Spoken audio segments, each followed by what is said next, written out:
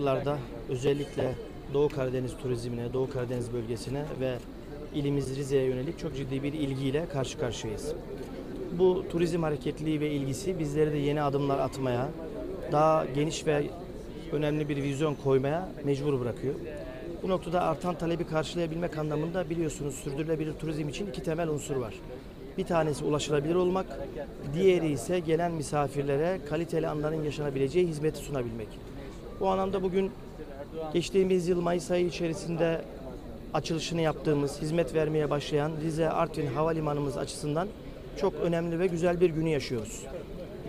Bir yıl aşkın zaman diliminden bu yana yaklaşık 1 milyonun üzerinde vatandaşımız havalimanımızı kullandı. Bunun yanı sıra 7.000 civarında da hava hareketliliğine, hava trafiğine sahne oldu ilimizdeki havalimanımız.